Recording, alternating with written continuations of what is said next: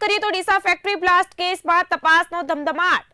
એસઆઈટીની રચના બાદ ટીમ ડીસા પહોંચી. Circuit house ખાતે અધિકારીઓ સાથે બેઠક યોજાઈ. સમગ્ર કેસની ઝીણવટભરી તપાસ કરાશે. ફેક્ટરીમાં બ્લાસ્ટ થતા 21 લોકોના મોત થયા હતા, જે મામલે એસઆઈટીની રચના કરવામાં આવી છે.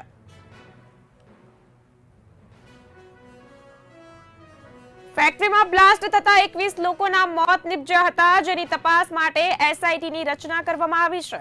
કહી શકાય ડીસા ફેક્ટરી બ્લાસ્ટ કેસમાં તપાસનો ધમધમાટ ચાલી રહ્યો છે. એસઆઈટીની રચના બાદ ટીમ ડીસા ખાતે પહોંચી અને વધુ તપાસના ચક્રો ગતિમાન કર્યા છે.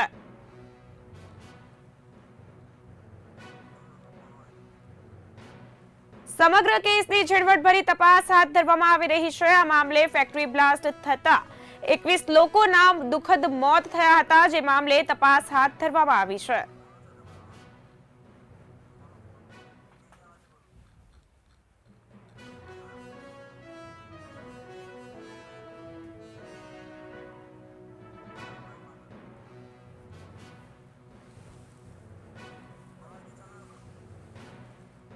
જણાવી દઉં કે ફેક્ટરીમાં બ્લાસ્ટ થતા 21 લોકોના મોતની માહિતી સપાટી પર આવી હતી. ડીસા ફેક્ટરી બ્લાસ્ટમાં કેસ મામલે તપાસનો ધમધમાટ ચાલી રહ્યો છે. સમગ્ર મામલે એસઆઈટીની રચના બાદ ટીમ ડીસા ખાતે પહોંચી. સર્કિટ હાઉસ ખાતે અધિકારીઓ સાથે બેઠક યોજવામાં આવી. કઈ રીતે તપાસ હાથ ધરાશે તે સમગ્ર બાબતની ઝીણવટભરી તપાસ હાથ ધરવામાં આવી રહી છે.